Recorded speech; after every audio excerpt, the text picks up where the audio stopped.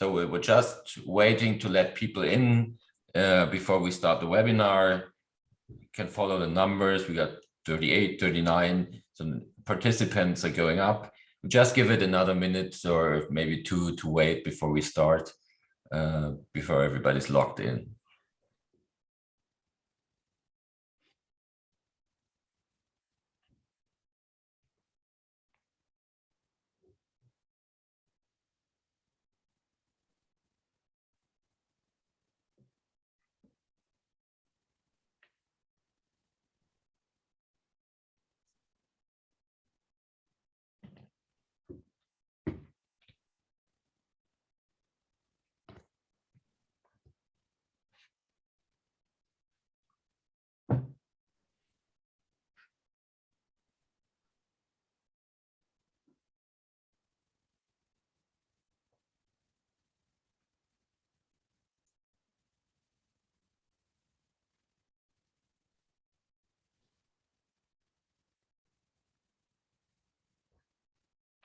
Okay, 2 minutes past 5. Let's start.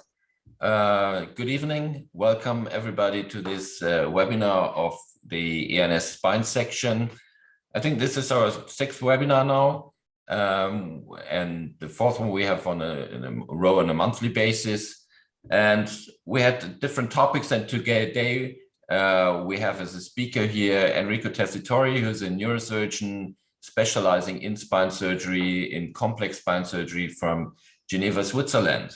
And Enrico is going to give us a presentation on management of craniocervical junction injuries, which the special zone of the uppermost part of the spine, interesting area for injuries and the treatment of injuries. I'm very much looking forward to the presentation of Enrico, who will, as I think, and I will start with this, promote his book on craniocervical junction injuries, which, or not injuries, pathologies, which he just put together with a group of co-authors, bringing together all aspects of craniocervical junction surgery. He's going to give us details of one aspect of injuries.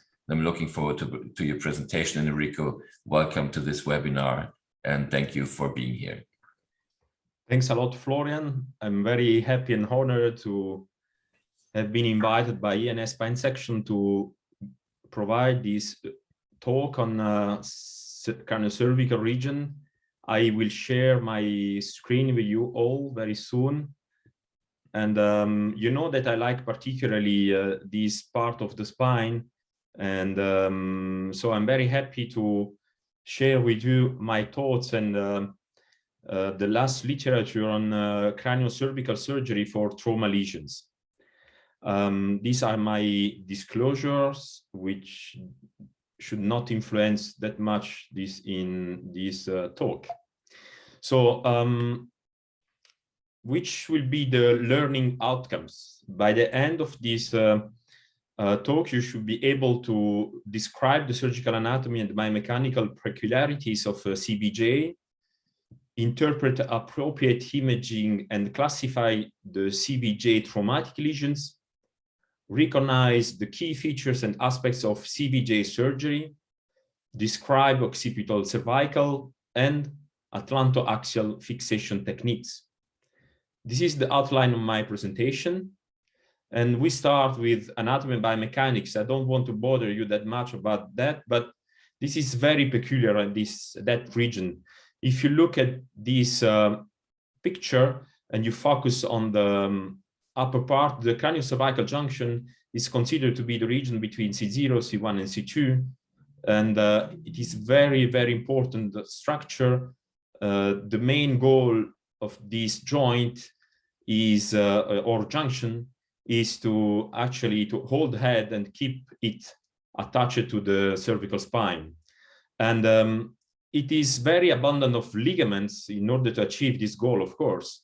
If you start from anterior to posterior, first we do have the atlanto-occipital membrane, the anterior part, which goes from the clavus down to the atlantis, atlas. Then we do have the apical ligament. And then if you go behind the apical ligament, we do have the superior longitudinal band. I don't know if you can see my arrow, but the superior longitudinal band of cruciate ligament. Behind that, you have the tectorial membrane, which then runs into the posterior longitudinal ligaments. Of course, then you have the spinal canal, and posterior, you don't have a real ligamentum flavum between C0, C1, and C2, but you have a sort of membrane which sometimes is not that thick. That's why we should be very, very careful about the dissection when you prepare the C0, C1 region, especially. And if you go down left, there is a special focus on the cruciate ligament, which is very important for the stability of this region. Again, there is a vertical layer with the superior and inferior part. And then this is very important horizontal part, which is also called the transverse ligament. And we will detail a bit about that in some of the injuries. And if you look at the dissector, the Penfield dissector, it is just showing to us the apical ligament going from C0 to the clivus, which is very important for the vertical stability of the region. And it is, of course, very well designed in the right part, bottom right of this picture.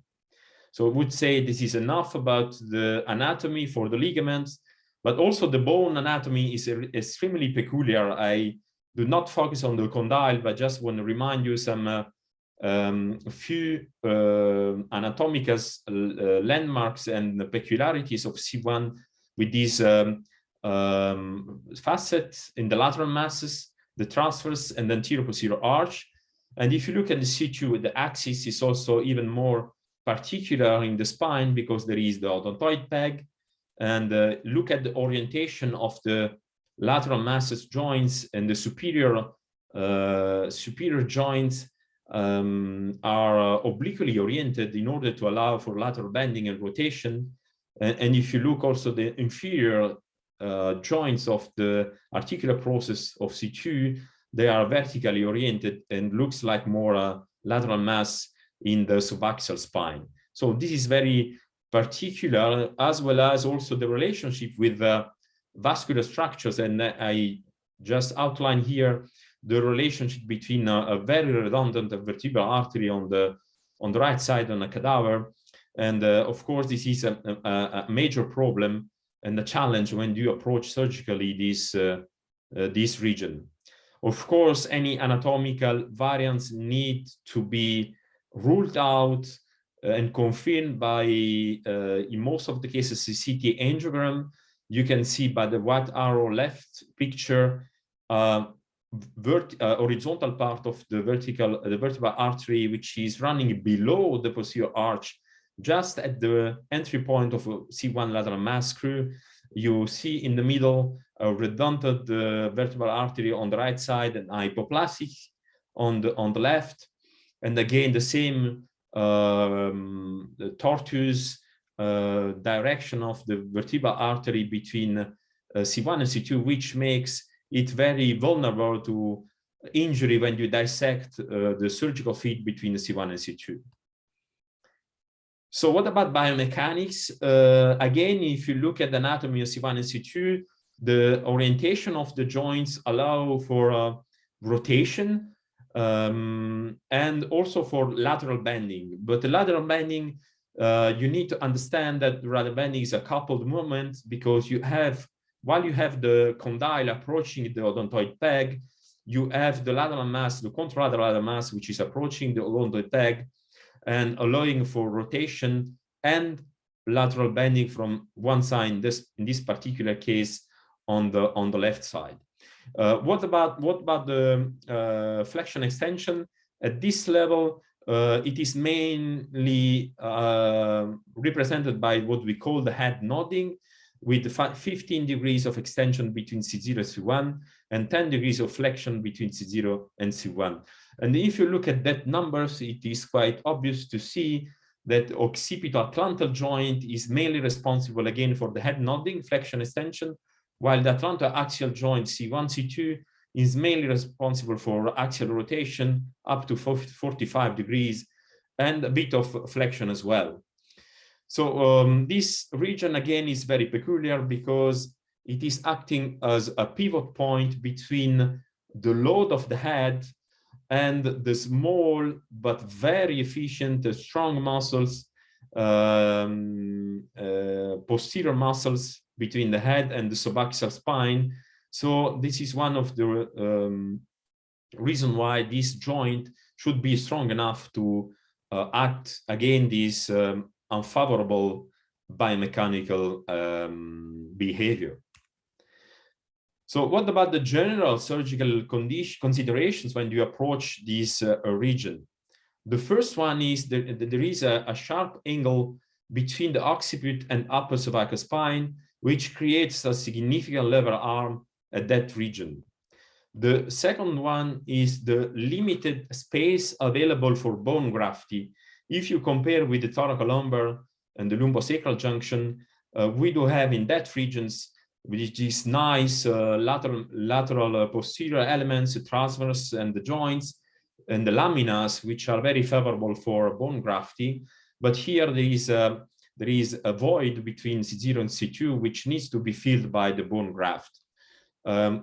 Next is the proximity of vertebral artery and the spinal cord to the entry points of the screws. And here I underline the entry point of C1 lateral mass on the right side, as well as the C2 isthmic or par screws, while the C2 pedicle screws entry point is even more close to the vertebral artery, and this is much higher.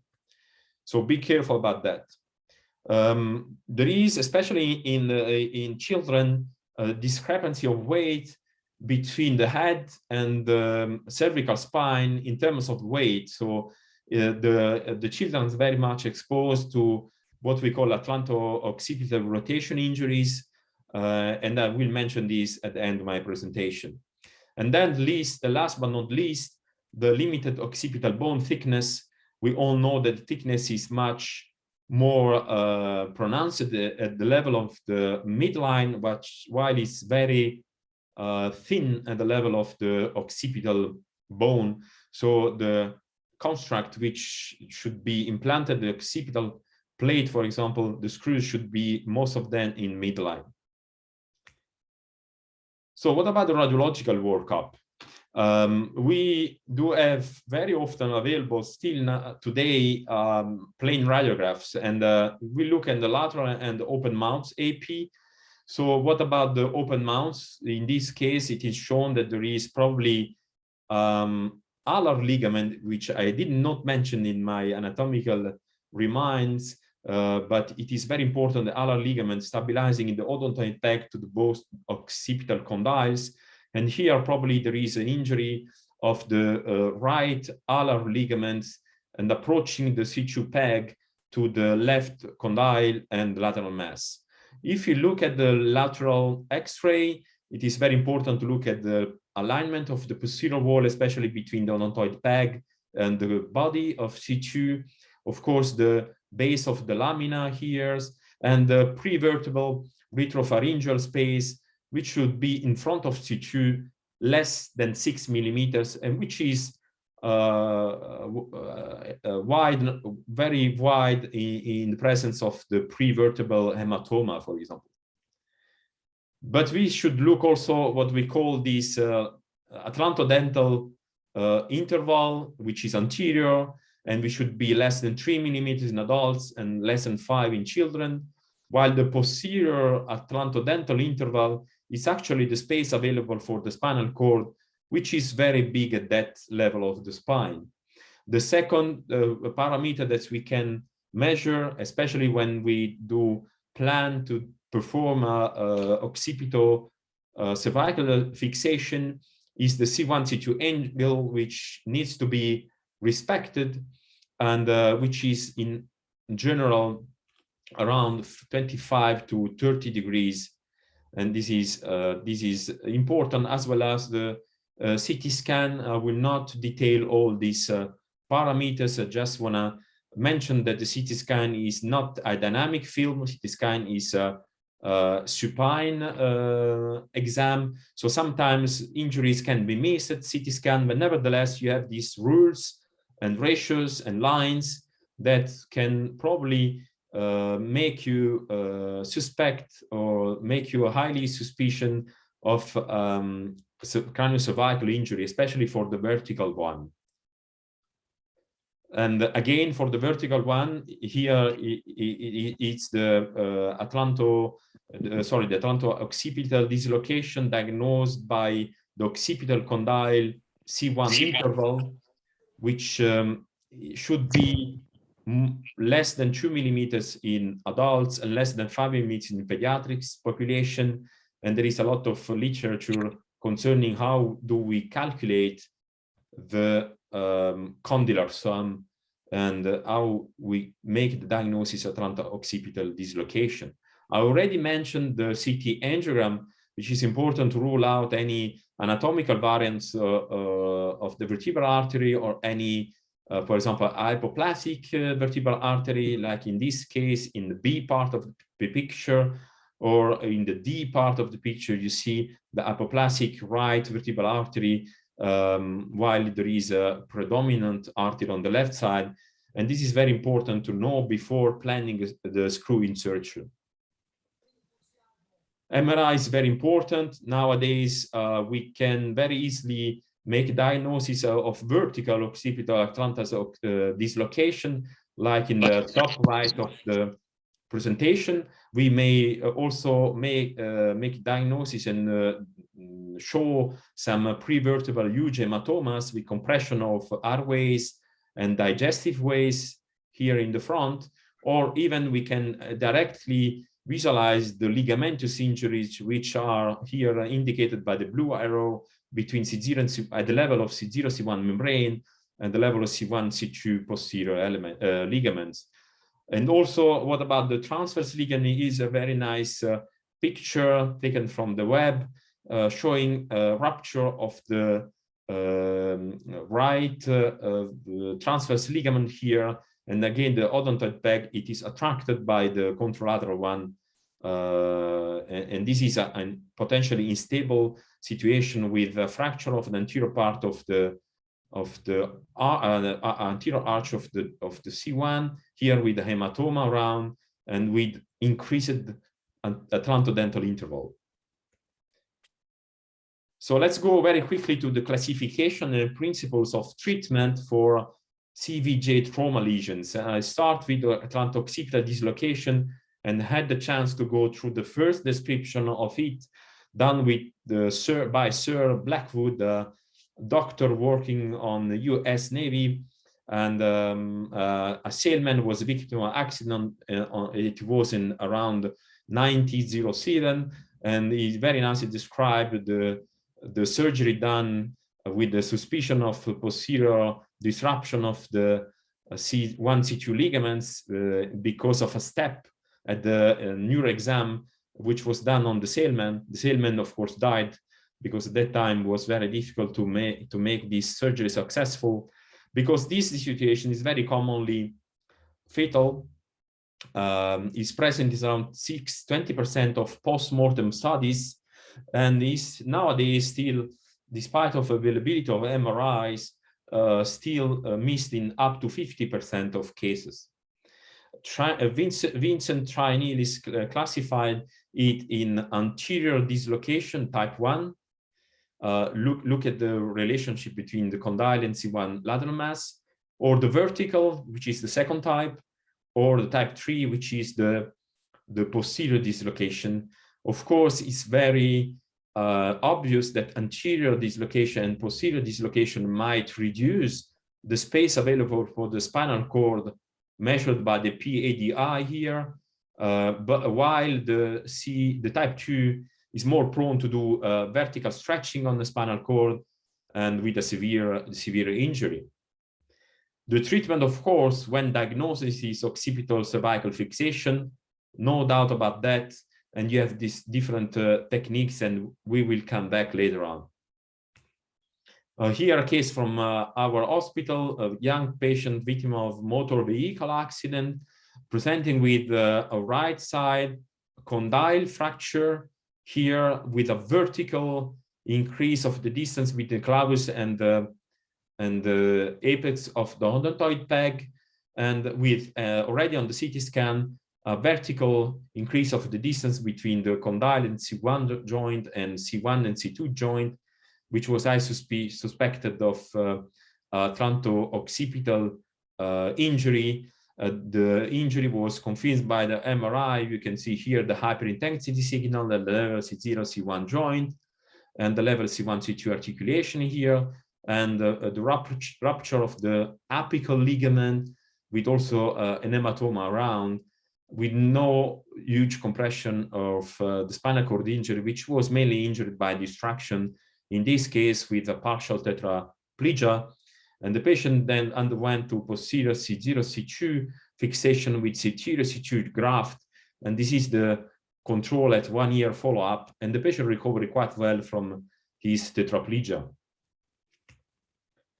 What about occipital condyle fractures? They are classified by Montesano and Anderson in type 1, which is actually a community fracture, which is provoked by a lateral bending of the head here on the right side, while the type 2 is an extension of a skull-based fracture with these different mechanisms.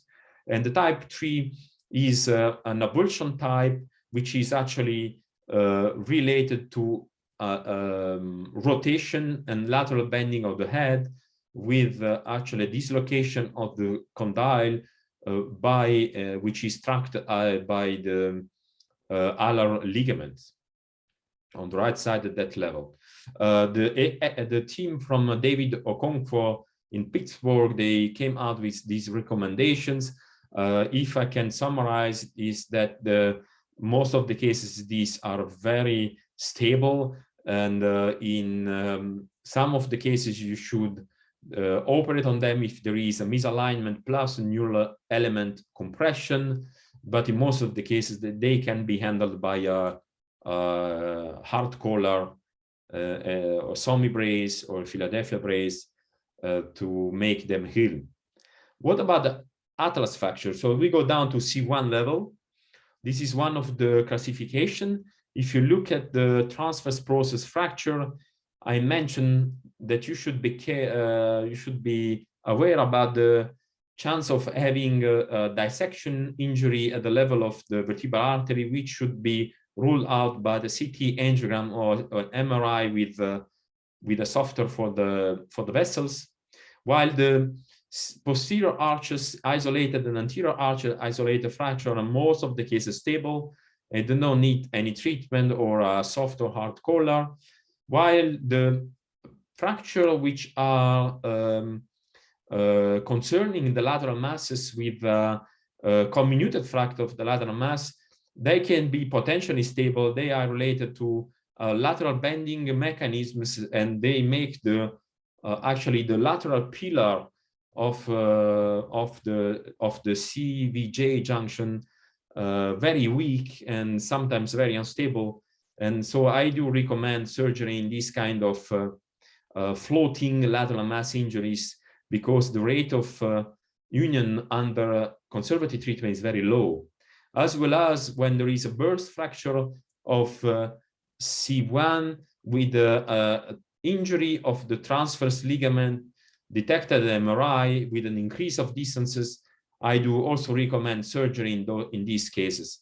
In the past, when the MRI was not available, we did rely on the rule of Spence, who described that if these distances, the blue one, is more than 7 millimeters, 6.9 millimeters, then the sum between A and B, actually, if the sum of A and B is more than 7 millimeters compared to the blue line, this is a sign, indirect sign of the rupture of the transverse ligament, and they recommend the surgery. But nowadays, again, we do have an MRI showing very nicely the interruption of the transverse ligament. So the treatment of the Jefferson burst fracture, we also described the nice technique which is actually C1, C2 fixation with an horizontal crosslink, which is put under compression in order to restore the alignment between C1 and C2, also to reapproach the bone fragments and the ligaments. If there is no injury at the level of the transverse ligament, I would recommend external immobilization, rigid external immobilization for 3 months, and a close follow-up to look at the potential for a non-union. Let's go down to the C2 before going to the surgical techniques. So I would start by odentoid fractures. They are the most common fractures of the axis, and they do represent 10 to 20% of all cervical fractures. It's very important to, how do we say, be aware about the bimodal distribution. So when they are in a young population, these fractures are related to high energy trauma and very often associated with other traumas apart from the spine. While in the elderly population, they are related to a low energy fall, and they are very often isolated injury, and they do represent the most common C-spine fracture in the elderly population. Here, the classification, you all know, you are all aware about the classification Anderson-D'Alonso. I just want to point out here that the most common fracture are by far the type 2 fracture, where the line of fracture passes through the base of the odontoid peg. And there are 3 main reasons why this occurs. The first one is this line of fracture actually corresponds to the base of the to the line between the 2 ossification centers during the development of the C2 peg and body. The second reason is that this is a watershed area with less vascularization compared to the odontoid peg and the vertebral body. And the last one, but not least and not last, is that actually it is highly exposed to biomechanical stresses, because it is, when, as we mentioned before, acting as a pivot between the head and the cervical spine. Type 1, 2 important things to remember. Hard collar is most of the cases sufficient for healing, but be aware that sometimes this type 1 can be associated with a vertical injury and with a transoccipital dislocation. The type 2 collar is also very efficient in most of the cases. Then you can choose with between a Philadelphia collar or semi brace. In some countries, we still use the hollow vest, and in some cases we need to go to surgery, and we'll detail these cases in a few seconds. The type 3, most of the cases, they are stable. They can be treated by a hard collar, but nevertheless, they do present 10 to 15% of non-union rate. So they need to follow up very closely by CT scan or X-rays in order to detect non-union. So we go back to the type 2, and I mentioned 2 main techniques to stabilize the type 2 unstable fractures. The first one is anterior screw fixation, where we do insert at the base of the odontoid the disc, end plate, the screw going up to the odontoid peg. Ideally is a lag screw, partially threaded screw, in order to pull on the distal fragment, and in most of the cases should be bicortical, ending above the distal cortical bone of the odontoid peg fracture here. So here a case on the right side which was treated because of dislocation, because of the unfavorable line of fracture was treated by a C1, C2 posterior fixation. So what about the odontoid screw fixation? The main advantage of this this technique that you preserve rotation. So I do recommend this technique in younger population, while in elderly, I would suggest to go to the C1, C2 joint, because the rotation is already limited by the cervical arthrosis. And of course, if there is displaces type 2 more than 6 millimeters, or patient with an early failure of the conservative treatment, they should be considered a candidate for anterior screw fixation. while those patients where you are not able to reduce the under the bed fractures, or those patients having a barrel chest, a prominent barrel chest, or they have a subacute injury more than 6 months, or community fractures, or having a cervical kyphosis of a loss of lordosis, in all those cases, having the ideal trajectory from the end place of C2 up to the fragment and to be bicortical would be extremely difficult. Let's move to the C2 posterior arch fractures, which are the Angman-like fractures, or also called the spondylolisthesis, traumatic spondylolisthesis of C2 or C3. So they are the second most common fracture of the axis. They concern very often a younger age group when compared to the odontoid fractures. They are usually related to hyperextension injury together with axial compression, here the level of posterior arch. And because of the widening of the spinal canal, they are very rarely associated with neurological injury, and a collar is adequate if there is few displacement. Levine-Edwards proposes this classification. The type 1, very few displacement, can be treated conservatively. The type 1-2 is an elongation fracture, which can be treated conservative as well.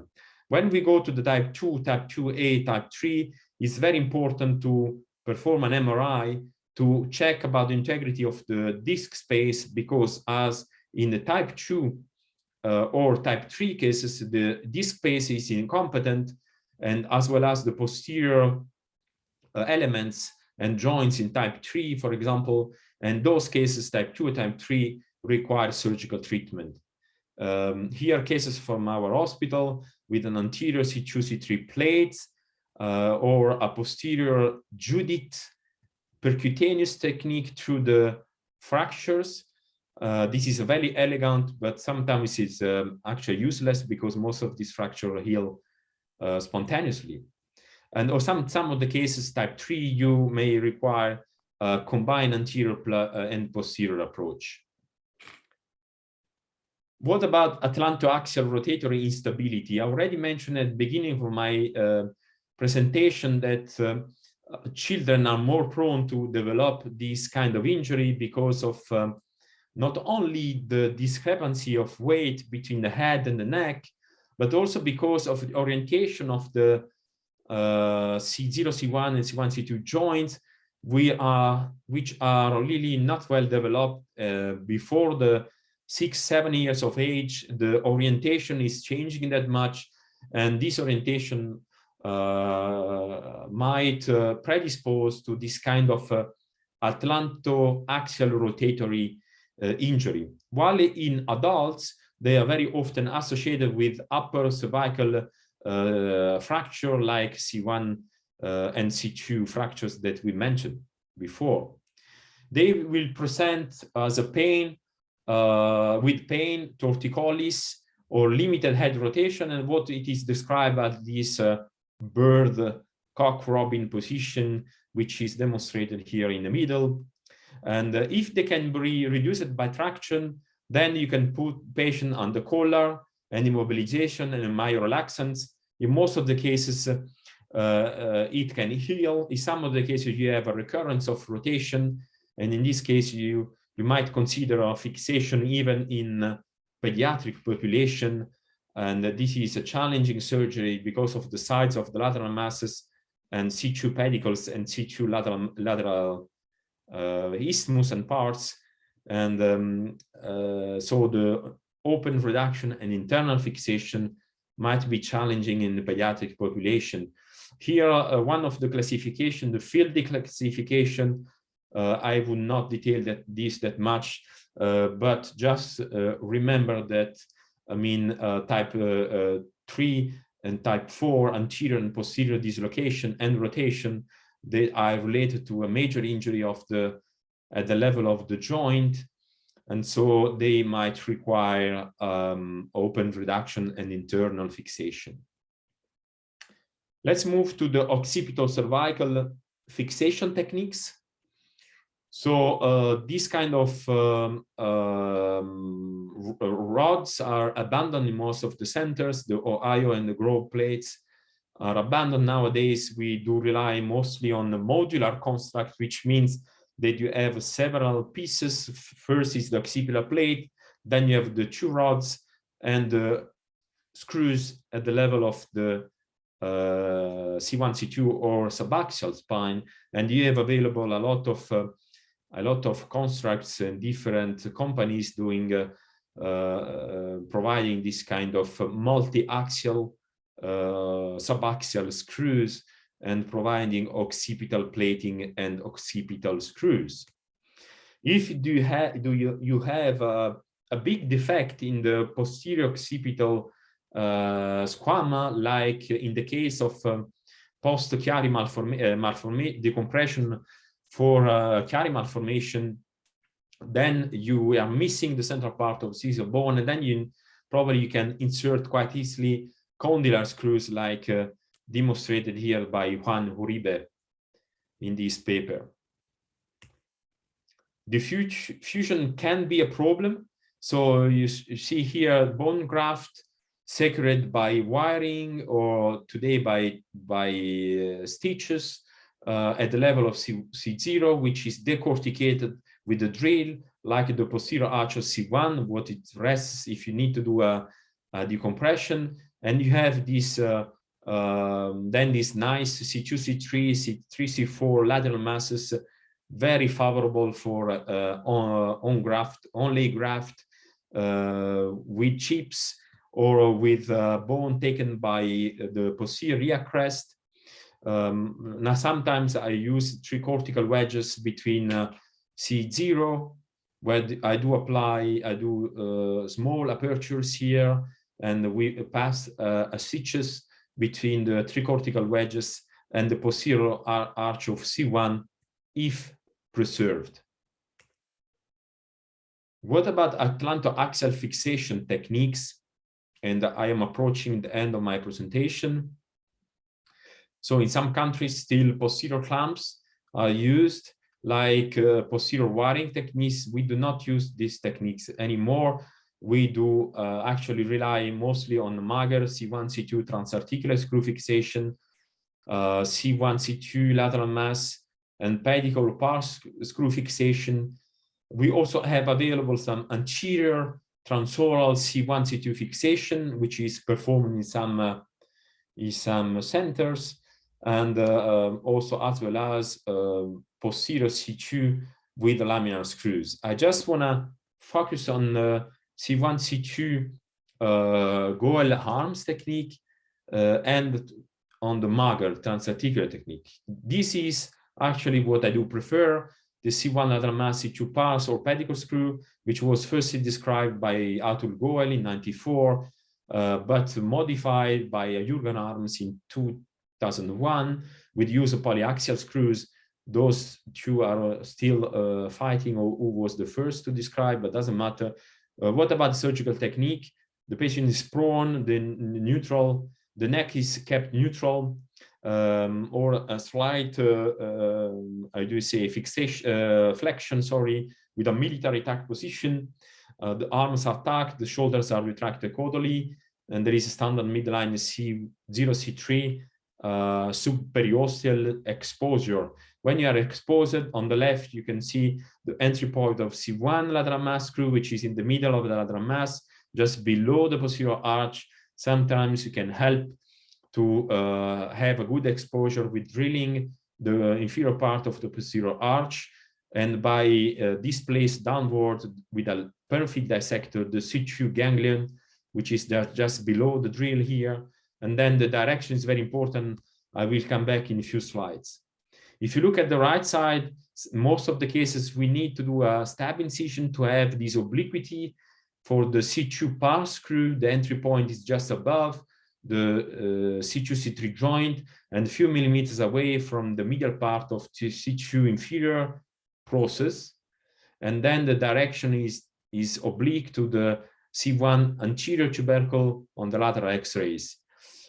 even though nowadays we do perform this surgery under navigation, we do still rely on the axial, on the lateral C1, C2, how do you say, X-ray, and with these two lines, which is very important in my opinion, which is the blue line, which is actually the anterior cortex of the anterior lateral masses.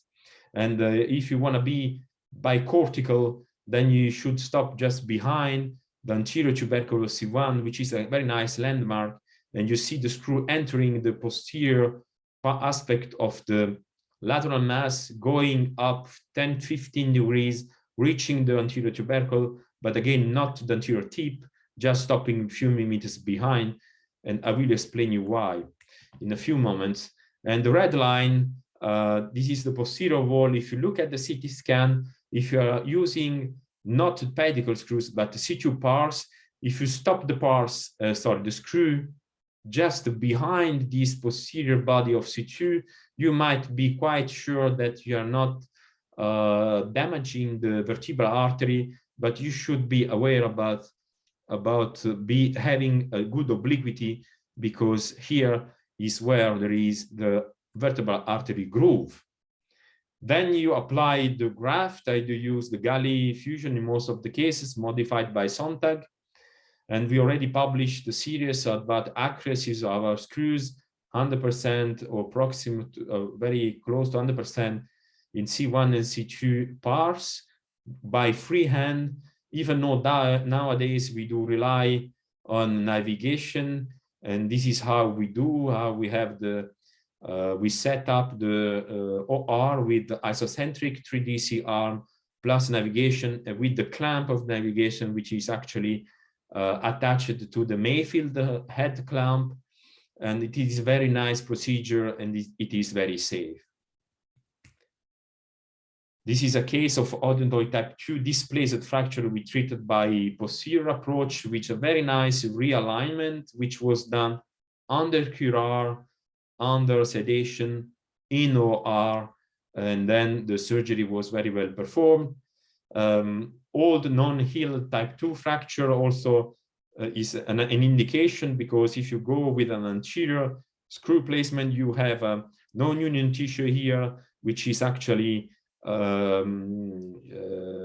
not very favorable for an union after anterior screw fixation. That's why we do recommend posterior fixation, as we did in this case, relying on the posterior graft between C1 and C2. How do we manage? So a few tricks before going to the conclusion. How do we manage the C2 nerve root and ganglion in most of the cases? By using the Penfield dissector and displacing it downward. If there is any anatomical variant, then we need to reach the lateral mass. We can, of course, sacrifice this nerve with monopolar or scissors, and it is very often well tolerated by patients, even though you find in literature description of having a neuroma after amputation of the C2 ganglion, with the new pain occurring and recurring again. How do we manage vertebral plexus in young patient? It is very redundant, and the subperiosteal dissection is very important when you are on the posterior axial C1 in order to reduce the bleeding. The bipolar coagulation I do use very often, but honestly, in my hands doesn't work that well. I very often pack this plexus with any flow seal, gel foam, doesn't matter. But I always try to insert very quickly the C1 screw. A few considerations about the Margaret transarticular techniques when compared to the Goel technique. So you see that the entry point is very low with a stab incision, 5 to 10 degrees of vertical ear direction. You are very steep, and then you entry in the posterior inferior process or articular process of C2, and you go very straight. You check about the parse here with a pen fit dissector, and then you go through the joints. And this is a very stable construct because actually it is traversing 4 corticals. The first one is here, the second is C2, then C1, lateral mass, and then again C1 anterior cortex. So this is a 4 cortical purchase technique. It's very stable. You see again the difference between the lines and the screws between transarticular, which is straight, and the transpedicle screw fixation, which is in red here, as well as the pedicle. You see how thin is the pedicle in most of the cases, because there is a highly variation rate of the anatomy of the pedicle, very well described in literature. And so that's why I do prefer actually C2 pass screw, which is in red here, which is much shorter. 18-20 millimeters is most of the cases enough to have a good purchase of the screw and avoiding the vertebral artery groove. And you see how close is the trajectory of the magger to the vertical, so the vertebral artery groove, and how thin is the corridor in the Magel technique. That's why, according to these cadaveric studies, surveys, and literature reviews, we do have a high rate of approximating 15-20% of injury of the vertebral artery when you choose the Magel technique, even if navigated, even though this literature goes back to early 2000s. So nowadays with the navigation, probably the literature is slightly different. When I'm not able to put screws in the C2 for any reasons, trauma, fractures, tumors, I also think about the translaminar screws. Of course, you need a thick lamina to accommodate these screws, which are around 24, 28, 30 millimeters long, and which are 4.5 of diameter. This is a very stable construct. Otherwise, you can go down to C3 as described by the Forza Sontag in 2006, and you go in the lateral mass of C3 or C4 if you're not able.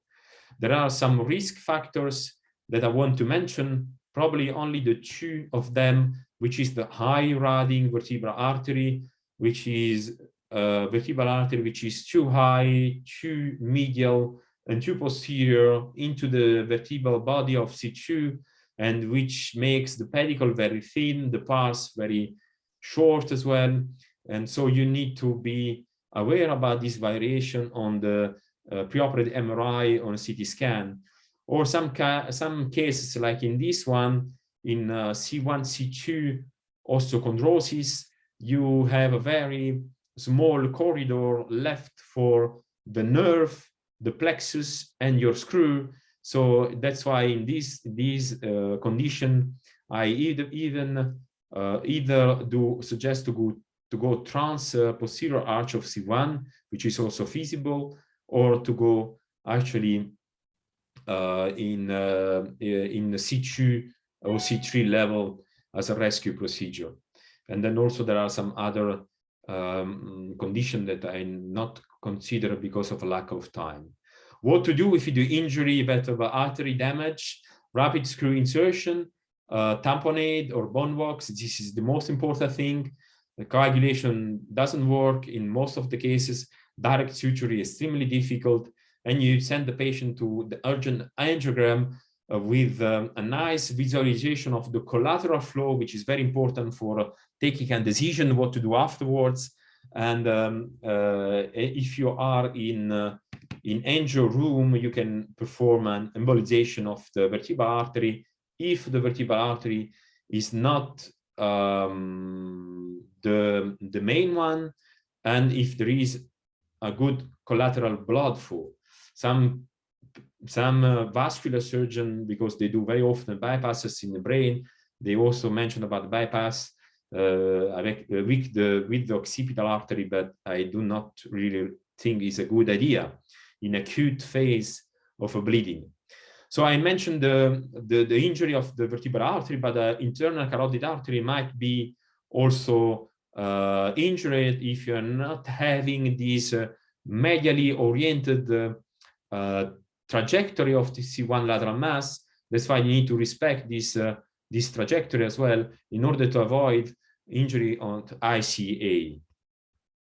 And again, this is the difference between transarticular technique. You see the corridor is very tight for the screw with compared to the lateral mass of C1, where you can put the screw in the medial 2/3 of the lateral mass. So we come to the conclusion, take-home messages. CVJ traumatic lesions are challenging.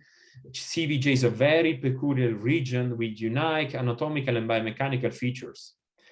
Radiological workup should include X-rays if available, but of course, CT scan, CT angiogram, and MRI. Occipital cervical fixation is rarely required since the occipital cervical joint is rarely injured. Modular construct are to be used in this kind of fusion. Arms goal technique is widely accepted and safe in most hands, and the vertebral artery trajectory, of course, should be assessed before surgery, before inserting screws. And I would like to end with telling you that all these messages are, of course, in this work, and do also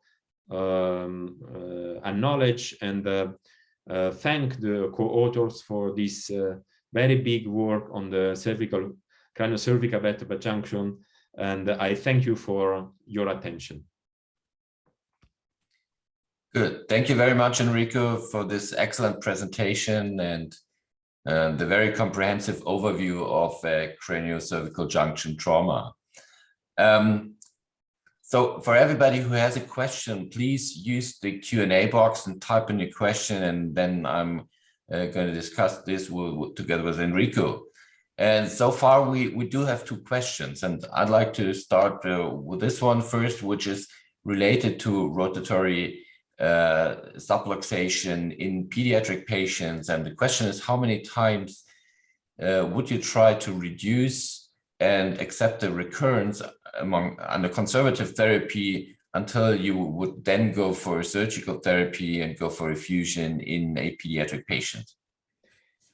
I would say this is a very rare injury, but when it occurs, you need to consider, in my opinion, the integrity of the C1 and C2 joints, because in the Fielding classification, especially in the type 3 and 4, where there is a big rotation and anterior or posterior displacement, in most of the cases, the joints are injured. So there is a very high recurrence rate of failure to the conservative treatment. But in my hands, I would always start with a conservative treatment with manual repositioning of the occipital joint, put the patient under a collar, myorelaxants, and then observe after a few days. If it recurs, I would try again 2 or 3 times before perform a C1, C2 fixation, because you know that, of course, we will lose some of the rotation, up to 50% of rotation of both sides. So I will be very reluctant to go to a posterior fixation with some of the types require posterior fixation. If you have to do it, if you have to treat it surgically in the pediatric patients, is there any instrumentation you can recommend? Because usually, rarely we have to treat small kids through age of 4, age of 5 in the craniocervical junction or cervical spine per se. And my experience is always a problem getting the screws in an adequate position in this very small bone. Do you have any recommendations concerning special instruments, special screws which are available? This is a very good question, Florian, because apart from this issue, then I will come back to the answer, there is another issue, which is also the orientation of the joints, which is sometimes different compared to adults in the developmental phase of this joint. So first message is to go back to the imaging to see which kind of technique you would apply according to the anatomy. And the thickness of the pedicle is extremely important. The lateral mass of a pediatric population in most of the cases accommodates screws of 4 millimeters diameters, while C2 pedicles, C2 lateral masses, I would ask for 3.5 millimeter screws, which are available from some companies, which I will not tell now because of the conflict. Of course not. Okay, then there is a question about fusion, occipital cervical fusion. How do you fuse when the occipital plate covers most aspects of the occipital bone? And I'd like to add to this fusion question, how do you usually fuse C1, C2, or also occipital cervical? Do you resect the C2 roots, go for the C1-2 joint as well? As in some cases, it's a problem to get a fusion of C1, C2 when you have to resect the posterior arch of C1, then you don't have a fusion area. Do you do this on a regular basis, going for the joint C1, C2 and put bone graft on there? So this was one of the points why this CVJ surgery is difficult. And I mentioned it, and thanks to remind to all of us. And to answer to your question, I would say the first thing is to see if there is a preservation of posterior arches of C1, C2, which makes the job much easier. And if you have a preservation, then between C0 and C1, often is not a problem because the plate is not actually close to the rim of the occipital foramen. The plate is most of the cases a few centimeters just above, so it leaves to you a rim of bone between the plate and the occipital rim of the foramen available for decortication with a drill, and then you can put a wedge or a bone graft. For the second question, where you not have available the C1 posterior arch, or if you need to address C1, C2 fusion, in most of the cases, I try to preserve the C2 ganglion, so I do not have a direct access to the joint. But if I do sacrifice the nerve because of any anatomical reason, then I go to the C1, C2 fusion into the articulation. Otherwise, if you do have available the posterior arches, I put only graft on the posterior arches of C1 and C2. And well, what do you use as a graft? Do you, in some cases, go for iliac crest, or is it most cases I did at the beginning, but I did realize that patients have more pain at the posterior iliac crest than at the cervical level after surgery. So I did abandon. Also, you can waste some time, and then I do use morselized bone chips from bone banks, and then which is supported by local and autologous bone graft. So in most of the cases, the three cortical wedges, which are already pre-shaped and ready to be, how do you say, modelized by the high-speed drill. That's what I do between C0 and C1. Otherwise, between C1 and C2, I put bone chips. Okay. From bone banks. So we have a question regarding transverse ligament injuries. How do you define when surgery is needed in a transverse ligament injury, and especially in the patient who is neurologically intact, where you can't have flexion extension imaging is written in the question? So I would say that as soon as you see a TAL which is damaged on the MRI or is suspected to be damaged on the CT scan according to the rule of Spence, I would consider to go directly to surgery if the patient is fit and if the patient can tolerate surgery and open reduction and internal fixation. Because we know that ligaments, they do not heal. And so I would be scared or afraid about high rate of failure for a conservative treatment if the TAL is injured. Okay.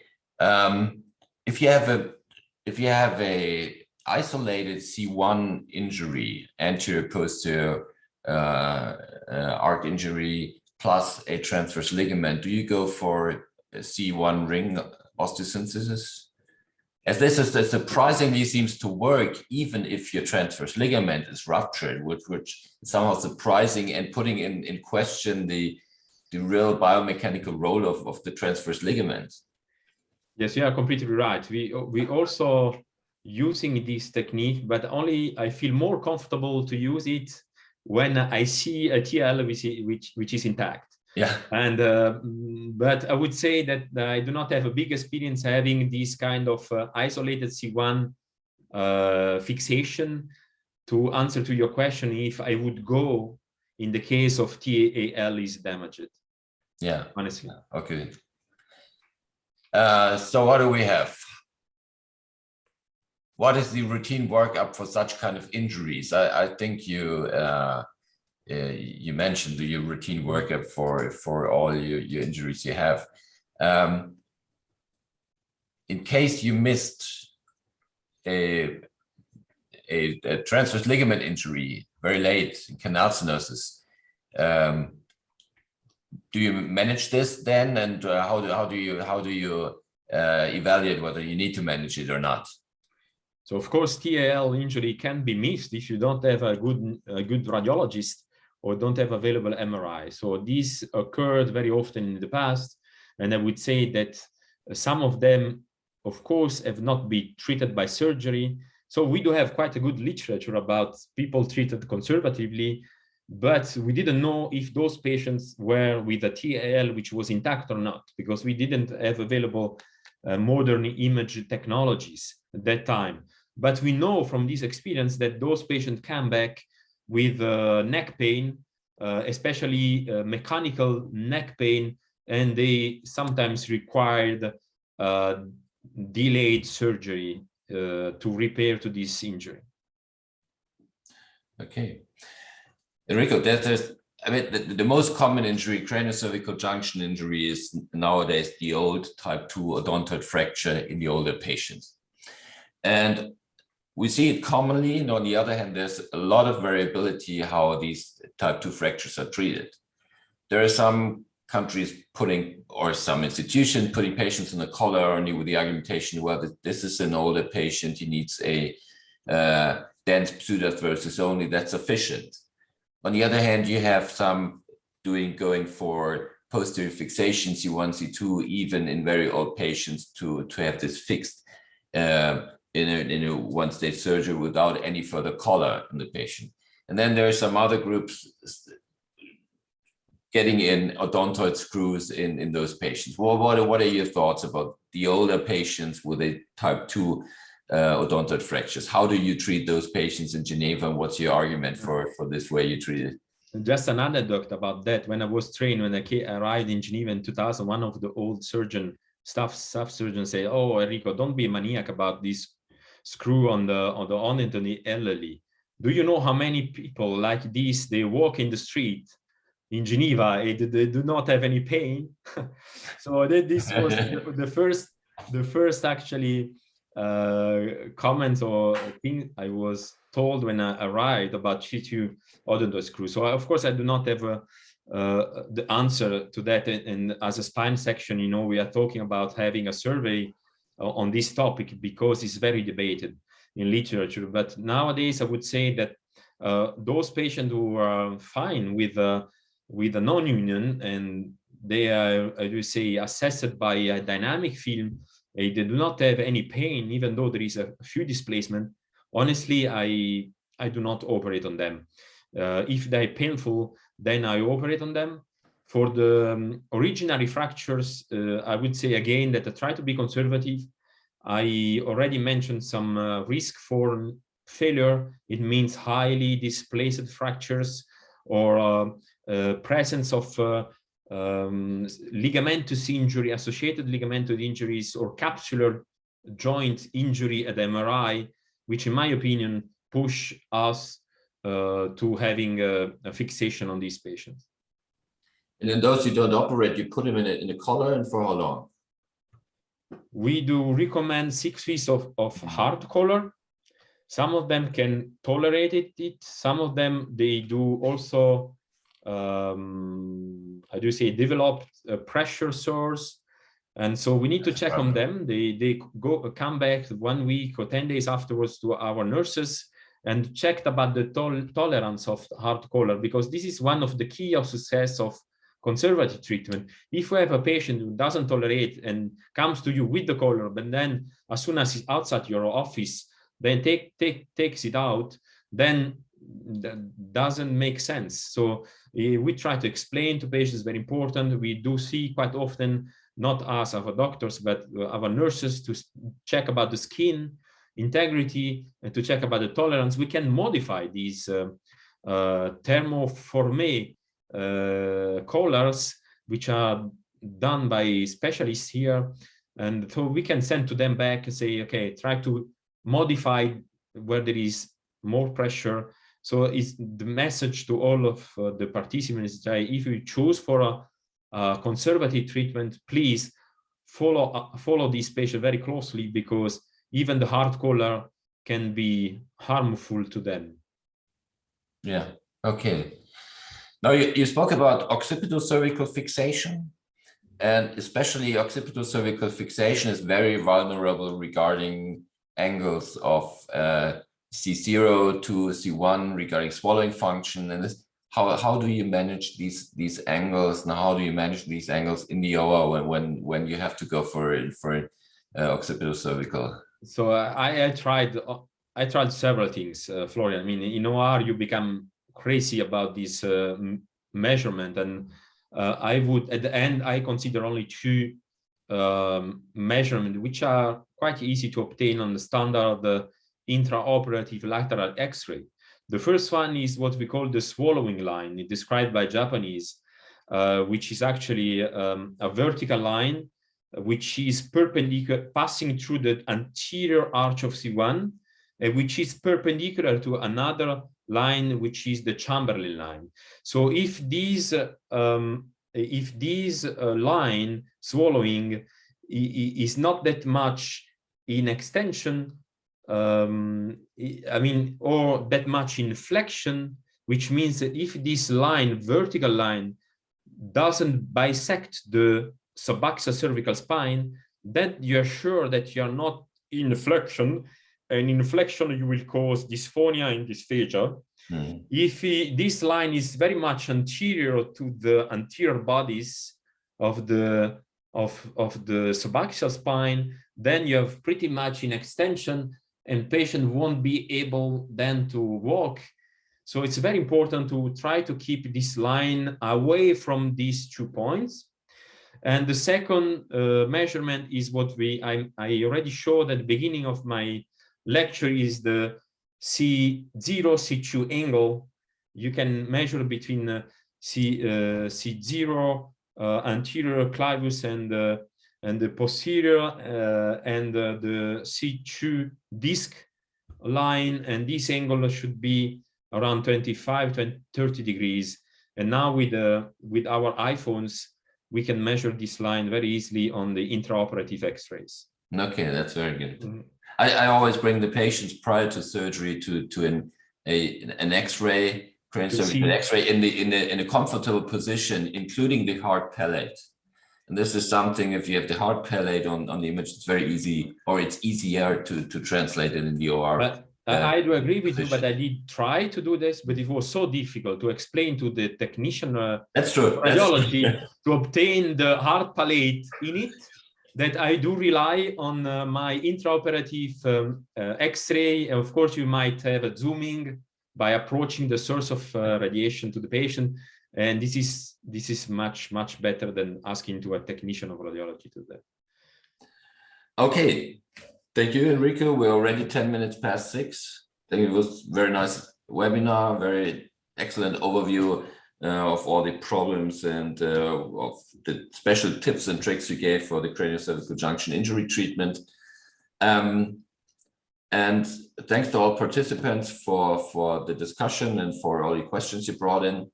The next webinar was scheduled for June 1st. We're still in the process checking whether we can have this webinar, as there are some clashes with other meetings, with other events, and we'll announce this in adequate time whether there is a webinar or not. So for tonight, thanks a lot. Thank you, Enrico. Thanks for all participants, and enjoy the rest of your evening. Bye-bye. Thanks. Bye-bye.